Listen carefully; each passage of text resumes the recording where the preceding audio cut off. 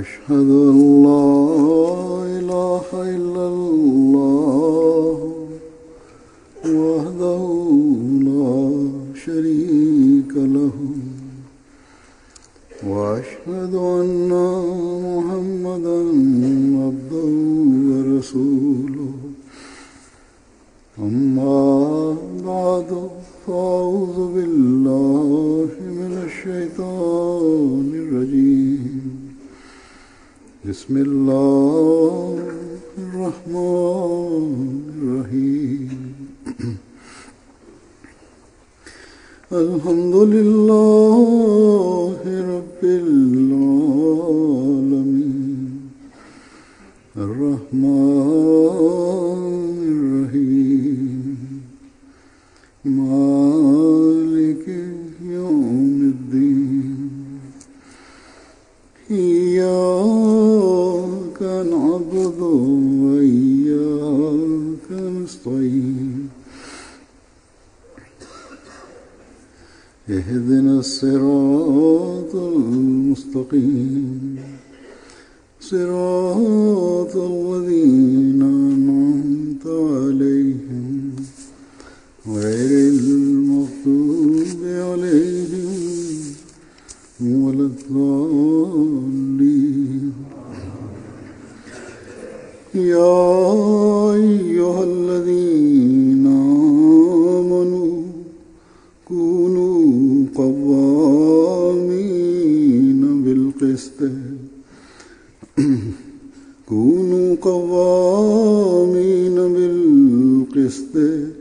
شهداء لله ولو على أنفسكم أو الوالدين والأقربين إن يكن غنيا أو فقيرا فالله أعلى بهما ولا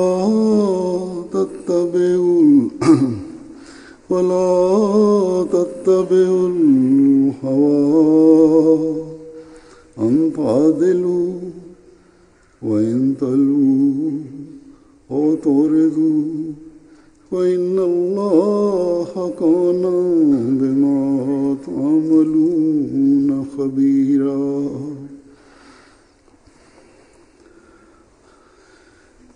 The translation of this verse is, O ye who believe, be strict in observing justice and be witnesses for Allah, even though it be against yourselves or against your parents or kindred. Whether he against whom witness is borne be rich or poor, Allah is more regardful of them both than you are. Therefore, follow not your low desires, that you may be able to act equitably. And if you hide the truth or evade it, then know that Allah is well aware of what you do.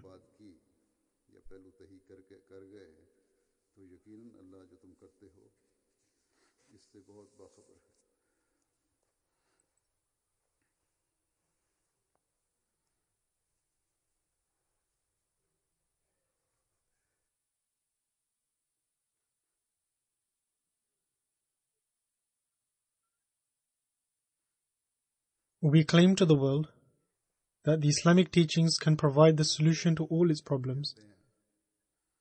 And for this, we present the teachings of the Holy Quran.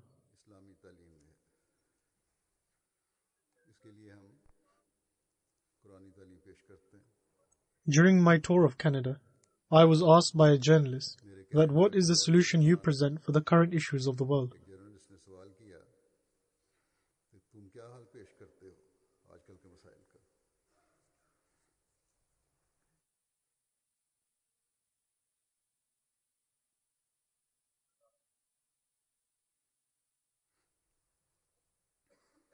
I told the journalist that people of the world, and also the leading powers of the world, in their estimation, have exhausted all their efforts in order to resolve these issues and to establish peace in the world and end all kinds of extremism. पसंदी को रोकने के लिए अपनी तमाम कोशिशें कर बैठे लेकिन However, these issues continue to exist, and even if they are controlled to some extent in one particular area, but they become rampant in another area. And when efforts are made to quell those, the chaos and disorder re-emerges in the previous place.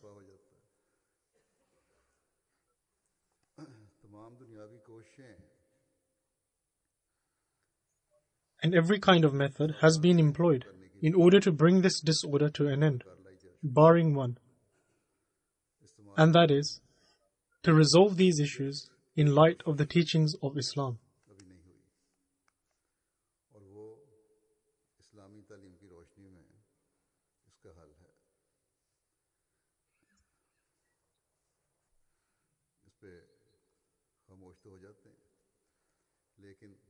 And although they fall silent upon hearing this, however, the Muslim countries who raise the slogan of Islam, unfortunately, do not adhere and neither make the effort to adhere to the teachings revealed by God Almighty and the requirements of Islam and the example which has been set by the Holy Prophet sallallahu alaihi wasallam.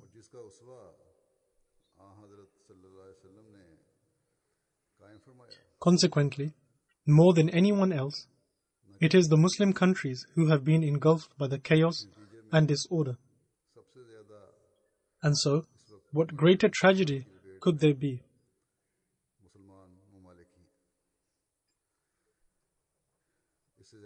So far, no journalist has directly said to me that if there is any practical truth in such commandments, then let the Muslim countries bring about a reformation in themselves first.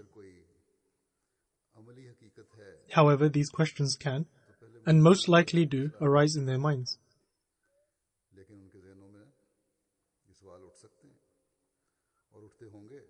Hence, when I address the non-Ahmadis, I usually mention about the current state of the Muslims first, and then go on to speak about these powers and reveal the truth of their own conduct and practices.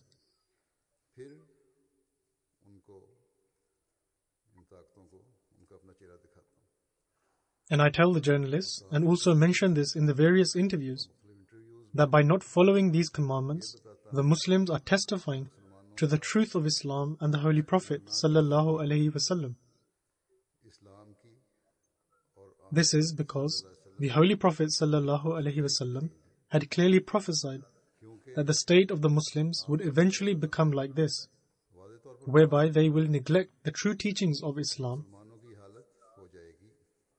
and they will give precedence to their own personal desires and their interests.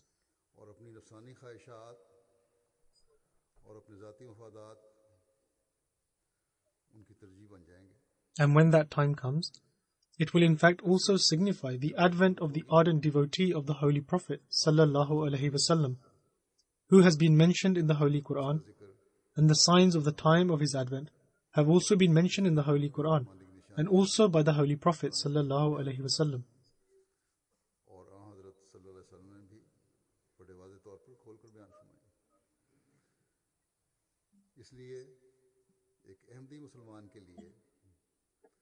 Thus, in the face of such circumstances, an Ahmadi Muslim need not to worry. Rather, in a way, it can become a source of happiness and comfort, because this prophecy of the Holy Prophet ﷺ regarding the Muslims, and particularly about the ulama, i.e. the scholars, has been fulfilled. And we have also witnessed its fulfillment.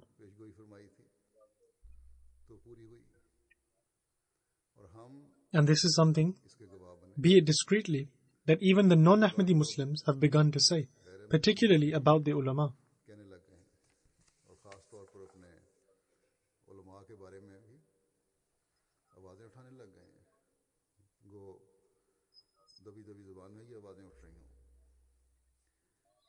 However, we Ahmadis are happy in this respect also, because we are among those who fulfill the second part of the Holy Prophet ﷺ's prophecy, and that is by believing in the Prophet sent by Allah the Almighty, who is the ardent devotee of the Holy Prophet sallallahu alaihi wasallam, and who is also the promised Messiah and the promised Mahdi, through whom the revival of Islam was going to take place.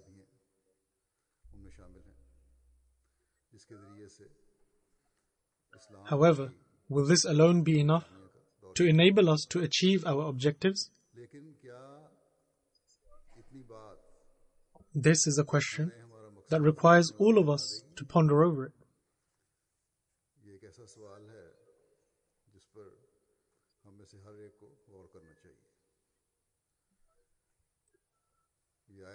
The verse of the Holy Quran, which I recited, I have recited this in numerous addresses of mine to the non-Ahmadis.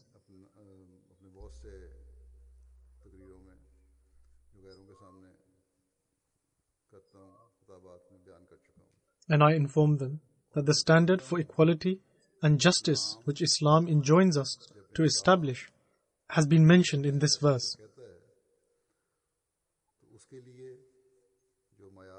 And many people are greatly impressed by this and mention this afterwards in their comments and impressions.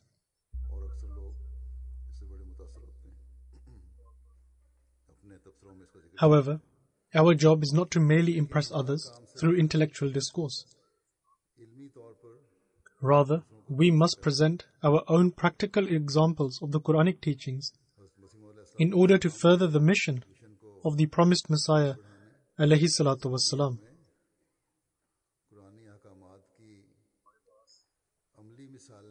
We do not have any governance whereby we can set models on a government level of these various commandments of the Holy Quran. But inshallah, when that time comes, then we shall need to set these examples at the highest level. But at this present time, we need to set these examples on a Jamaat level and a societal level.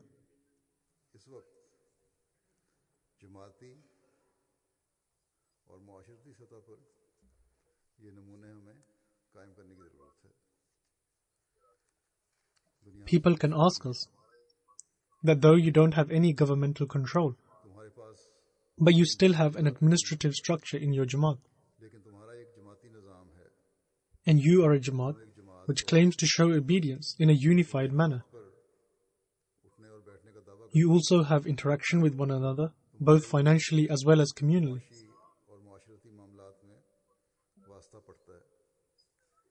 Therefore, do you uphold these standards of justice and honesty in your dealings with one another?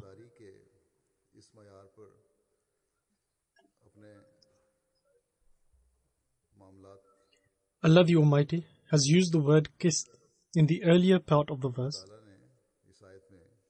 and He has also used the word adl. And these mean equality, justice, high standard of morals, free from any kind of bias,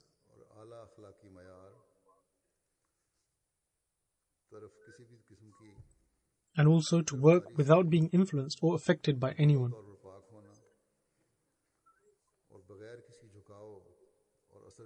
Thus, each and every one of us needs to assess whether they deal with one another in light of these definitions.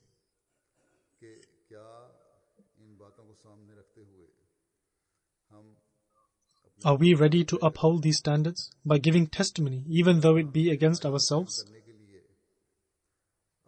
And are we ready to give a testimony against our parents in order to uphold these standards? Also, are we ready to give a testimony against our close relatives in order to uphold these standards? And first and foremost, one's own children will come under close relatives.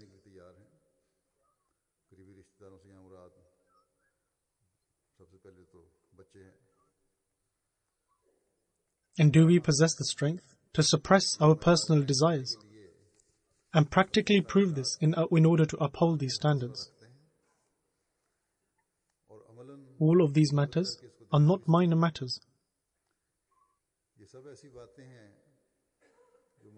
In this day and age, the ardent devotee of the Holy Prophet ﷺ has established these standards by showing them to us through his own practical example.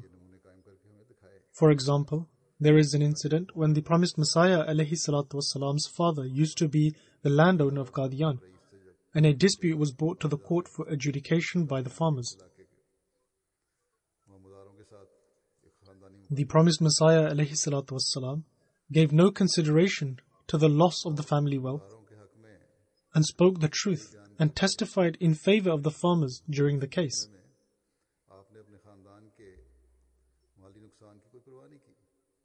In fact, the farmers, who were very poor, knew that the promised Messiah ﷺ was amongst its owners and had a share in the land, but wanted the lawsuit to be decided on the promised Messiah ﷺ's testimony, because they knew that the promised Messiah ﷺ would give the testimony while remaining firm on the truth and justice, and thus he testified in their favor.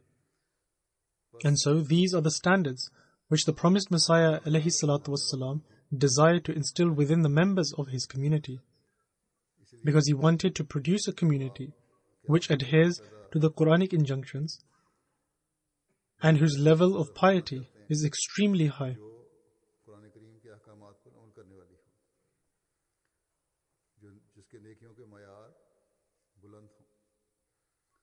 It is for this reason that the promised Messiah ﷺ took the oath of allegiance from us on the condition that we shall completely submit to the authority of the Holy Quran.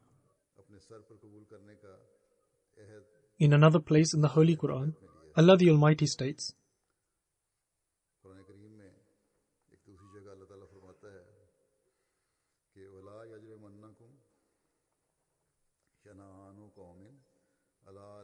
regarding this verse, the promised Messiah ﷺ states, "And let not a people's enmity incite you to act otherwise than with justice. Be always just, that is nearer to righteousness."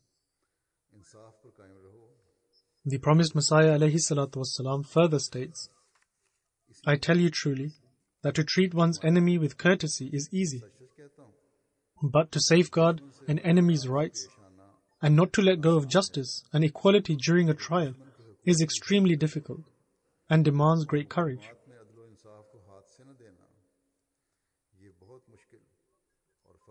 The promised Messiah ﷺ further states, "Often is the case that though people show love to their enemy and speak very sweetly to them, but they usurp their rights.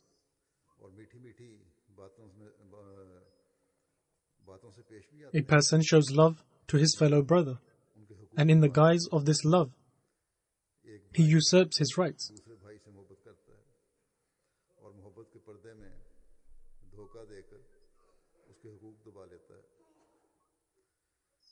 The promised Messiah ﷺ expects from the members of his community that their standards should be very high,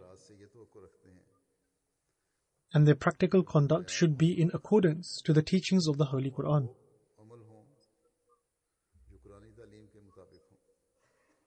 Do not be among those who usurp the rights of others and act unjustly. If you are placed in a position to hand out verdicts or rulings, then you must do so by setting aside all your relations. And even if the decision you make causes you loss, or to your parents, or to your close relatives, or your children. But nonetheless, the highest standard of justice should be maintained.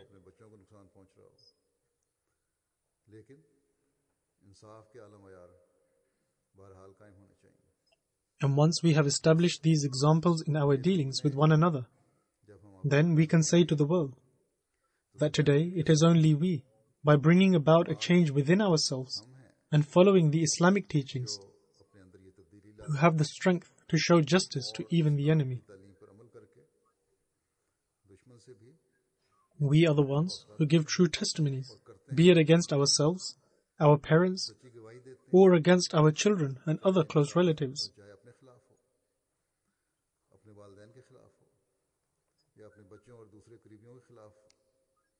And we are establishing these examples because we are the ones who are going to guide the world in the future. कि आइंदा दुनिया की रहनुमाई हमने करनी है. But if this is not reflected in our practices, then we shall be drifting away from the commandments of Allah the Almighty हम अल्लाह ताला के हुक्मों से दूर जा and will stand guilty of betraying the covenant we have made. खियानत के मुर्तकिब हो रहे होंगे. Thus, I would say to every Ahmadi, particularly to the office holders, that they need to assess as to what extent are they adhering to justice and equality while fulfilling the rights of the trusts that have been placed on them. अपनी इमानतों के हक अदा करते हुए इंसाफ And also, are the decisions that they are making fulfilling the highest standards of justice? जो है वो इंसाफ के आला मयारों को हासिल करने वाला. Recently, I was in Canada and received complaints from people regarding some office holders, or those who may not necessarily hold an office, but they have been given certain responsibilities, that they do not deal with justice. बाज़ खिदमात support की गई हैं, उनके बारे में शिकायत लोगों को है. Some have the tendency to give decisions in favor of their relatives. बाज़ अपने करीबियों के हक में फैसले का रुझान रखते हैं या फैसले करते हैं. Indeed, a decision has to be given in favor of one party and against the other. किसी न किसी के हक में But both parties should have surety that their side of the story has been properly heard, and that only after that a decision was made based on the person's own intellect. कि हमारी बात सुनी गई है और सुनने के बाद फैसला करने वाले ने And this includes those departments which deal with the public, such as the Qaza Board, which is the Department for Jurisprudence, dealing होती है. इनमें कज़ा का शोबा है. and which deals with the resolving of the disputes between people. Then there is the Department of Umur-e Amma, i.e. the Department for General Affairs. They also have some connection with this. Similarly, the Department for Tarbiyat, for moral training, as well as the responsibility of the Islahi Committee, which is the Committee for Reconciliation and Reformation. Furthermore, for certain matters, a commission is set up in which they are supposed to listen to both parties. बनाए जाते हैं, उनका भी काम बात हो जाता है. Thus, it is vital for every department free can की to make decisions using all of their abilities, हर शोबे का काम है and after having pondered deeply over the matter, and only after they have analyzed all the subtle aspects of the case. और तदब्बर और हर चीज को की बारीकी को सामने रखते हुए उस बारीकी को देखते Also, they should pray for God Almighty to enable them to be able to make the correct decision. हुए दुआ करें. Before making any decision, one should ensure that they have prayed regarding the matter. कोई फैसला करने There are some people who do not make any decision until they have offered 2 rakats of nawafil, i.e. voluntary prayers. फैसला करने से पहले जब तक कुछ नफल And there are also some who make careless decisions or make decisions based on certain personal reasons. बाज़ दफा लापरवाही से फैसले कर जाते हैं या किसी जाती रुझान की वजह से फैसले करते In addition to this, there is also the Department of the General Secretary, which deals with the issues and dealings of the general public. हैं. और डीलिंग में It is the responsibility of the General Secretary and all the members of his office to treat every person with respect and show them courtesy. कारकुन का काम है कि हर आने वाले के साथ इज्जत और एहतराम से पेश आए. It should not be the case that with friends and close associates there is a certain type of dealing, and with those whom they are not acquainted with or who they are not comfortable with, they are ill-treated. और जो नावाकिफ हैं या जिनके साथ ताल्लुकात अच्छे नहीं हैं उनके साथ मनफी रवैये हैं. The head of every department who are involved in public dealings should be watchful whether or not each of their workers are fulfilling their responsibilities with justice. कि उनके साथ काम करने वाला हर कारकुन और मददगार इंसाफ के तकाजे पूरे करते हुए अपना काम कर रहा है या नहीं. This is a trust which is handed to every office bearer, मानते हैं and each person who takes office, irrespective of the fact that this pledge has been taken from them or not, which is that I will try my utmost to ensure अहद लिया जाए that I carry out my work with the highest standards of justice. अपनी तमाम तर सलाहियतों के साथ इंसाफ के But पूरे the fact that they have accepted the role becomes their solemn pledge उसका खिदमत को कबूल that they will carry out their responsibilities करना whilst maintaining the highest standards of justice. इस ही ये अहद बन जाता है This is a trust which should be accepted solely for the sake of Allah the Almighty. ऐसी इमानत है जिसकी जिम्मेदारी कबूल करना Furthermore, every believer is bound to fulfill the covenant handed to them and to ensure they fulfill their responsibilities associated with it. इस बात का पाबंद है कि वो अपनी इमानत और अहद God Almighty states in the Holy Quran, और उसका हक अदा करे जैसा कि अल्लाह ताला कुरान करीम में फरमाता है that is, that believers are those वल्लज़ीना हुम who are watchful of their trusts and their covenants. वअहदिहिम राऊन कि मोमिन वो हैं जो अपनी इमानतों और अहदों का ख्याल रखते हैं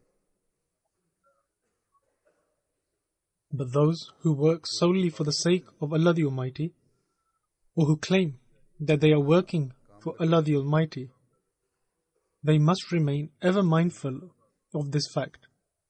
या ये कहते हैं The responsibilities of those who hold an office are far greater than that of a normal believer. साथ होना चाहिए एक आम मोमिन से भी बढ़कर जिनके सपुर्द खासतौर पर जिम्मेदारियां की गई हैं At this point, I would also like to make it clear कि सिर्फ ये ना समझ that this instruction is not only aimed at the office bearers of the Markaz, i.e. the central organizational body.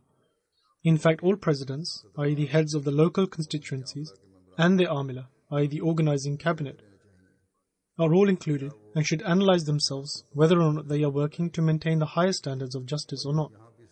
I am not only mentioning this in connection with Canada. In fact, I have received the same complaints from Germany, as well as here and some certain other countries. Thus, in all places, there is a great need to rectify our practices. Otherwise, if we do not maintain the highest standards of justice, then not only are we disregarding our covenant and trust, but we will be guilty of betrayal of a trust, and God Almighty has declared that He despises those who are treacherous. और अल्लाह ताला फरमाता है कि वो ख़यानत करने वालों को पसंद नहीं करता In such a case, खिदमत करके those who offer their services, instead of gaining a blessed reward, they incur the displeasure of God owing to their injustices and arrogant ways. अल्लाह ताला की नाराज़गी लेने वाले बन जाते हैं Therefore, wherever mistakes have been made, जहाँ instead of looking for futile and wrong excuses, one should rectify their actions through istighfar, i.e. the repentance of sins. गलत किस्म के उधर तलाश करने के बजाय इस्तिग़फ़ार करते हुए Thus, our office bearers should analyze themselves whether they are maintaining the highest standards of justice in accordance with the principles explained by God Almighty, क्या वो अल्लाह ताला के बताए हुए and also whether they are doing justice to the work entrusted to them तमाम तकाज़े and to those who they are dealing with. अपने काम से भी इंसाफ कर रहे हैं और जिनसे To be a sadr, i.e. a president of a local constituency, or a secretary or an emir, i.e. a national president, holds no value. Neither are they a guarantee of anyone's salvation, ना किसी की and nor is the Jamaat or God Almighty indebted to them due to their services in any way. ना ही अल्लाह ताला पर और उसकी जमात पर कोई एहसान है If they do not sincerely uphold the trust and office that has been entrusted to them in a manner that God Almighty has desired of them, इस तरह हक अदा नहीं कर रहे then everything else is futile. और खालिस होकर अदा नहीं कर रहे तो कोई फ़ायदा नहीं Thus, every office bearer should fulfill their responsibility for the sake of Allah the Almighty, अल्लाह ताला की खातिर हर एक ओहदेदार and every decision should be made in light of the highest standards of justice. फैसले में इंसाफ के तमाम तकाज़े पूरे करें If a situation arises where a decision that was taken in the past proves to be incorrect, then as I mentioned before, one should resolve the issue by accepting their mistake. We must ensure that the standard of our morals and habits are suitable. अपने अखलाक Always keep the commandment of God Almighty in mind, where He states, इस हुक्म को "Speak to people kindly, showing compassion and in the best manner possible." कि लोगों के साथ नरमी और मुलातफत से बात करो आला अखलाक से बात करो, जैसा कि मैंने As I mentioned earlier, office bearers in every country should analyze themselves. उहदेदारों को If I have given the example of Canada or used them as an example, the reason for doing so is that the Jamaat there is more known amongst external people. दोपहरों में जमात And now after my tour, the Jamaat has been highlighted even more. And we are in the plain view of the people even more than before. मजीद तारुफ बढ़ा है और हम लोगों की नज़र में गैरों की नज़र Therefore, we must improve ourselves in every aspect. बस इस लिहाज से हमें हर मामले में अपने नमूने कायम करने की ज़रूरत है। Ahmadis in general, but in particular the office bearers, should be a role model for the world. खास तौर पर और हर अहमदी अमूमन दुनिया के सामने एक रोल मॉडल होना चाहिए। Where there are scenes of chaos, disorder, unrest, and usurping the rights of others in the world, और अफरा तफरी there the Jamaat should present a model of justice and restoring the rights of people. वहाँ जमात में इंसाफ और हुकूक की Due to this publicity and introduction, the world will see what kind of Jamaat we are. इस तारुफ से दुनिया वाले देखेंगे Therefore, every single person is a model, किस तरह की है। and every Ahmadi should remember हर फर्ज that this responsibility lies not only with the office bearers alone, ये याद रखना चाहिए, rather it is the duty of every Ahmadi. तैयारी सिर्फ उहदेदारों की नहीं है। हर अहमदी भी Their duty is to ensure that their mutual dealings with one another and with fellow Ahmadis is of an exemplary standard. आपस के ताल्लुकात में Always ensure you maintain the highest levels of justice and endeavor to improve your morals to the greatest of standards. आला मयार तक पहुंचाएं। एक दूसरे When dealing with matters, abstain from any type of favoritism towards one party. You should not be inclined towards any one particular group. अपने आप को पाक करें। किसी भी The statement of every Ahmadi should be an example in terms of justice की गवाही and truthfulness to the extent that the world should say में इंसाफ that if this statement is that of an Ahmadi, then it cannot be challenged. Because the statement is the pinnacle of the highest levels of justice. उसे challenge नहीं किया जा सकता, क्योंकि ये गवाही इंसाफ के आला मयार पर पहुंची हुई है। If we are able to do this, only then will we be truthful in our speeches, our preaching and our statements. अपनी तकरीरों में, Otherwise, we will be just like the rest. अपनी तबलीग में सच्चे हैं, वरना फिर जैसे दूसरे वैसे ही हम। Every Ahmadi should remember को याद रखना चाहिए that on taking the pledge of initiation, they have vowed to abstain from all forms of vice and sin. तमाम किस्म की बुराइयों से बचने का अहद किया है। Neglecting that pledge or purposely ignoring to act on it is a grave breach of a trust. और जानबूझकर इस पर अमल न करना Whilst highlighting the signs of a true believer, the Holy Prophet ﷺ once said that a person cannot harbor both belief and disbelief in their hearts. कि किसी शख्स के दिल में ईमान और In a similar manner, truthfulness and falsehood cannot coexist, and neither can trust and breaching of a trust be the same thing. इकट्ठे नहीं हो सकते, और ना ही ईमानत और खयानत इकट्ठे हो सकते। Then there is another hadith which every office bearer as well as every Ahmadi should be mindful of, and that is that the Holy Prophet ﷺ once said that the heart of a Muslim does not breach a trust in three matters. Those three things are खयानत नहीं कर सकते, working sincerely for the sake of Allah the Almighty, खुदा ताला के लिए secondly, to wish good for one another, खुदा ताला के लिए काम में खुलूस नियत, and thirdly, to work with the Muslim community. हर एक दूसरे के लिए खैर खाई, और तीसरे जो Thus, मुस्लिमीन के साथ मिलकर, as I have mentioned earlier, बस जैसा कि मैंने to carry out the duties pertaining to God Almighty's faith and doing so in a just manner, with full sincerity, is to fulfill the responsibility entrusted by God Almighty. और खुलूस नियत से अदा करना, यही अल्लाह ताला की इमानत का Similarly, it is vital that we fulfill the due rights of one another. के लिए And when every single one of us fulfills the rights of each other with the utmost justice, में से हर एक then the struggle to gain one's rights will automatically terminate. का हक अदा करने वाला बन जाएगा। It will not be the case that people will need to demand their rights. Rather, they will be worried about giving the rights of others. ये नहीं होगा कि मेरा हक And this is in fact what the Holy Prophet ﷺ mentioned in regards to a true believer. हज़रत सल्लल्लाहु अलैहि वसल्लम ने एक हकीकी मुसलमान की Similarly, every Ahmadi should remember that only by staying attached to the Muslim community can one become a true Muslim. चिमटे रहना भी जो है यही हकीकी मुसलमान In the world today, there is only one Jamaat, namely the Ahmadiyya Muslim Jamaat. And this is the only Jamaat which is recognized by one single name.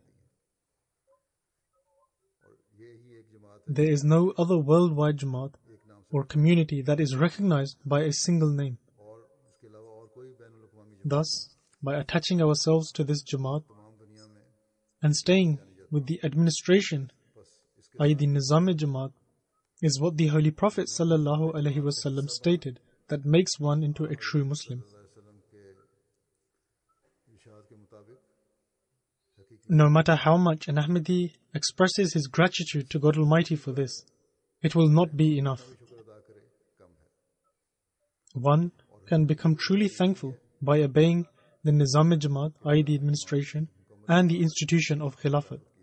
May Allah the Almighty enable every Ahmadi to be thankful to Allah the Almighty for this.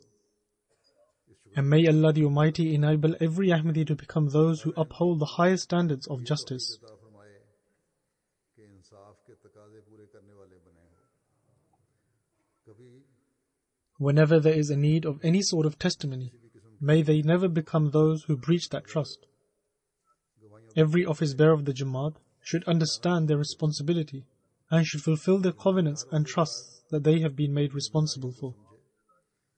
अपने अहदों और अपनी इमानतों को May they discharge their duties with the highest levels of justice. अपनी तमाम जिम्मेदारियों को इंसाफ के तकाजों को पूरा करते And may this beautiful teaching be ingrained in our future generations. And for this we must make every effort so that when the time comes, नस्लों में भी जारी we are able to show absolute justice. कोशिश भी करनी चाहिए। That justice which was established by the Holy Prophet sallallahu alaihi wasallam. कायम करके दिखाने वाले हों। That level of justice which was exhibited by the ardent devotee of the Holy Prophet sallallahu alaihi wasallam in this day and age, आप सल्लल्लाहु अलैहि वसल्लम के गुलाम Sadiq which he also expected from his followers. इस ज़माने में May Allah the Almighty enable us to do so. और जिसकी तवक्को आपने अपने मानने वालों से भी रखी। अल्लाह ताला After he prayers, I will lead some funeral prayers in absentia. The first funeral is of Mr. Adnan Muhammad Kurdiya Sahib, पहला जनाज़ा who lived in Halab, Syria. मुकरम अदनान मोहम्मद दीप कुर्दिया साहब जो हलब के रहने वाले थे सीरिया के, उनका जिन्हें In 2013, a terrorist organization kidnapped him, and as a result, he was martyred. Syria की एक दहशतगर्द Adnan Sahib was born in Halab, Syria in 1971, उसके बाद शहीद किया। अदनान साहब की पैदाइश 1901 and in 2003, he married a lady हलब में हुई। by the name of Tamazar Sahiba. 3 में उन्होंने Adnan Sahib's father-in-law, Mr. Yasin Sharif Sahib, Khatoon accepted Ahmadiyyat in 2007.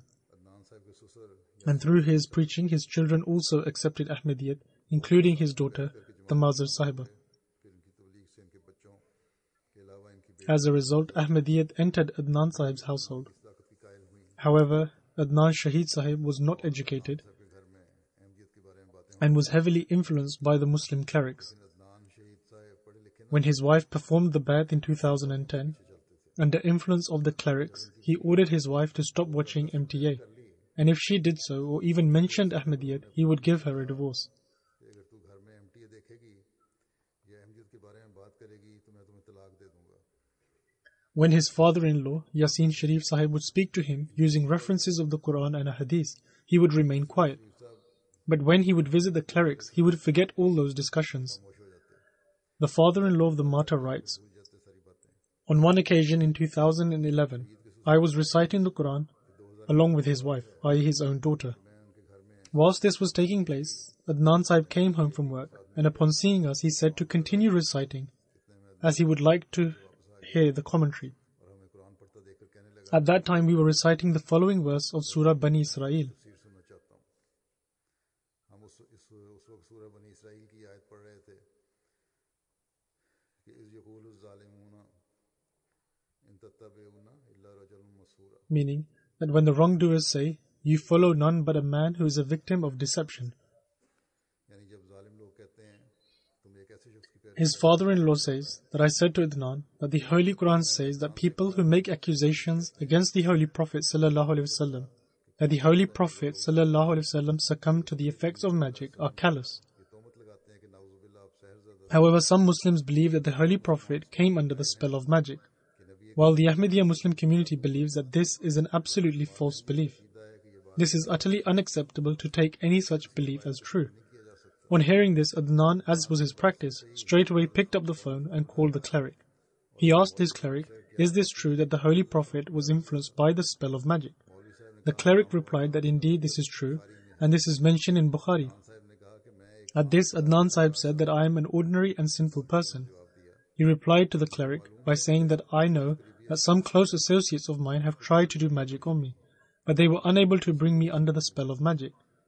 Given that the Holy Prophet was the closest and the most beloved Prophet of God, then how could I possibly accept that some people were able to bring the Holy Prophet under the spell of their magic? After saying that, he got off the phone. His wife says that after this incident, he remained deep in thought for many days. Then one day, he said to me that my desire was that my wife should have great conduct and character.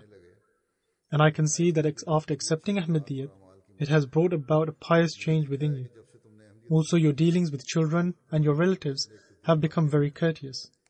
And this is an influence that has come from God Almighty. Therefore, I wish to join this blessed community. And so he took the oath of allegiance. The widow of the martyr says that the members of one organization, an extremist organization, used to say exceedingly insulting things about our community. Listening to those used to hurt us immensely. Whenever I would let Adnan know about it, he would always say that leave them to their own devices and never get into an argument with them. Our responsibility is just to pray for them.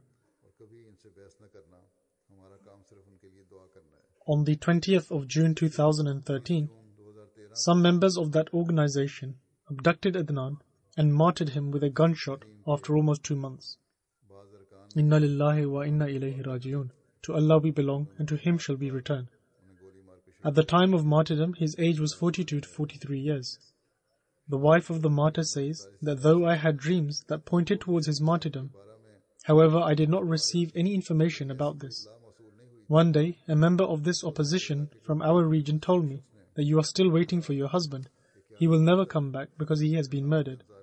We tried our best to make him understand and renounce Ahmadiyyat, but he insisted that he will not forsake Ahmadiyyat even if he had to die for it. And so his martyrdom happened some time ago, but because we have found out about it recently, and therefore we are offering the funeral prayers now. The wife of the martyr said that he was a pious and righteous person. He always tried to be in a state of ablution. He was a kind and loving husband and a caring father. He was always focused on the religious and moral training of the children. And he was always ready to help everyone and had a strong commitment to look after his relatives. He was regular in the payment of chanda, i.e. monetary sacrifices, and always strove to excel than others. His father-in-law says that after accepting Ahmadiyyat, Adnan's level of dedication increased to an astonishing level. He had devoted his wagon for Ahmadis, and on Fridays he used to collect Ahmadis from various stops and bring them to the Salat center, and then drop them back after the Friday prayers. In the same way, he used to offer his services to take ladies for the Lajna meetings to the house of the Lajna president, and then drop them back to their homes afterwards. If other Ahmadi friends tried to give him their fare, he would refuse to take it. If someone really insisted, then he would share the fuel cost with them. And he really used to excel in contribution of chanda. He used to say that because of these monetary sacrifices, Allah the Exalted has blessed many of my tasks. He used to give the example that the wagon he used to drive was bought in partnership with someone else. But then Allah the Exalted enabled him that he did not need the partnership anymore and bought the wagon for himself.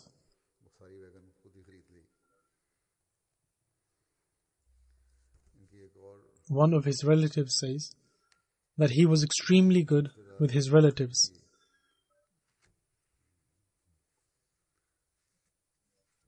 When the conflict in Syria escalated and a state of war was created, our region was really badly affected, and it became extremely difficult to get bread. And even if bread was available, it was really expensive. Under these circumstances, Adnan Shahid used to travel long distances to get bread for us.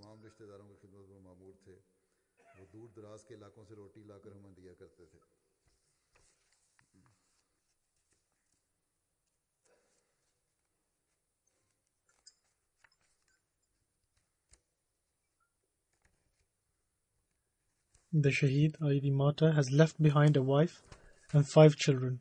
His 2 daughters are from his first wife, who passed away, whereas 2 sons and 1 daughter are from his second wife. With the grace of Allah the Almighty, these people have now arrived in Canada. The other funeral is that of Bashir Begum Sahiba, who was the wife of Chaudhry Manzoor Ahmed Chima, Darvesh Qadian. She passed away on 7th of November 2016 at the age of 93 after a short illness. Inna lillahi wa inna ilayhi raji'un. She was born in Pakistan in 1923. There was no Pakistan at the time, so she was born in part of India that is Pakistan now.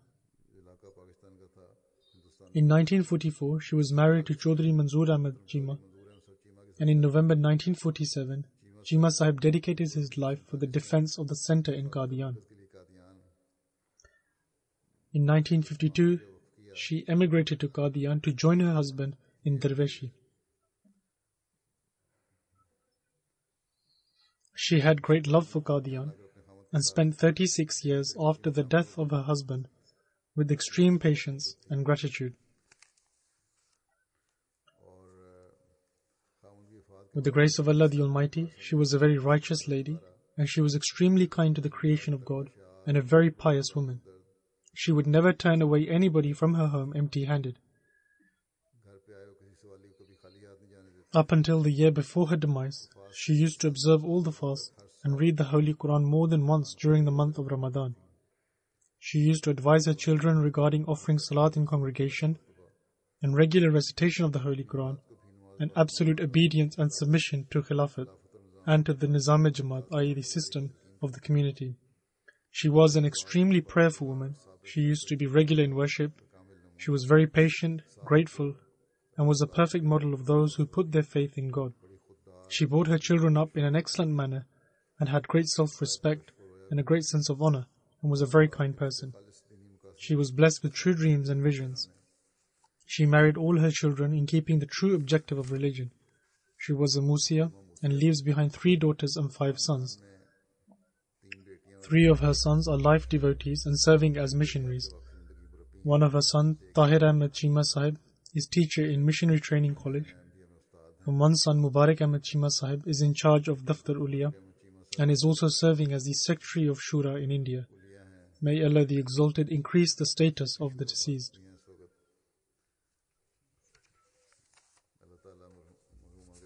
The third funeral in absentia is that of Rana Mubarak Ahmed Sahib, who was originally from Lahore but had emigrated here. On 5th November 2016, he passed away at the age of 78. Inna lillahi wa inna ilayhi raji'un. To Allah we belong, and to Him shall we return. His father, Rana Muhammad Yaqub Ahmed Sahib, accepted Ahmadiyyat as a result of a dream. As a result, he faced extreme opposition from his family and had to leave his home.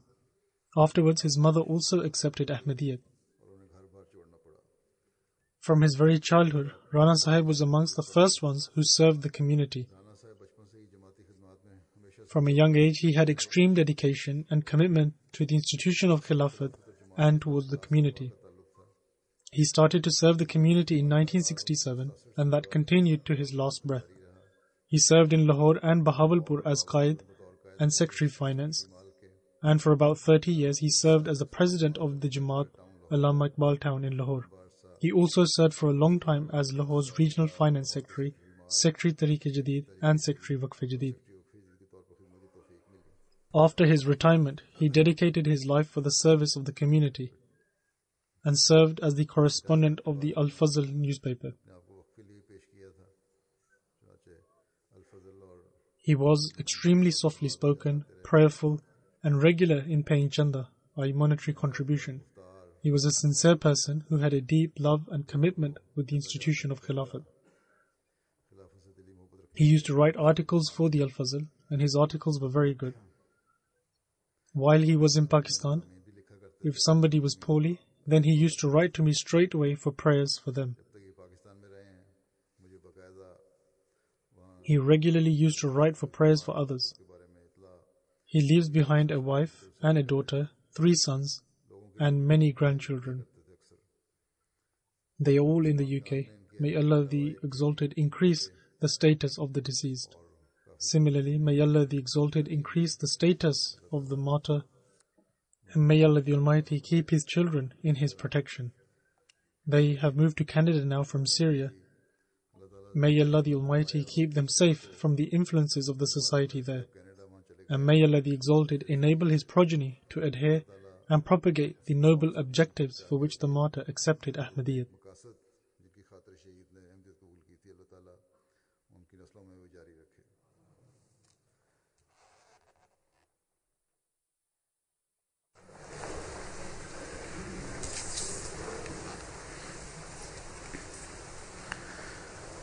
Alhamdulillah, alhamdulillah, nahmaduhu wa nasta'inuhu wa nastaghfiruhu wa nu'minu bihi wa natawakkalu alayhi wa na'udhu billahi min shururi anfusina wa min sayyiati a'malina. من يهده الله فلا مضل له ومن يضلل فلا هادي له ونشهد أن لا إله إلا الله ونشهد أن محمدا عبده ورسوله عباد الله رحمكم الله إن الله يأمر بالعدل والإحسان وإيتاء ذي القربى وينهى عن الفحشاء والمنكر والبغي يعظكم لعلكم تذكرون اذكروا الله يذكركم وادعوه يستجب لكم ولذكر الله أكبر.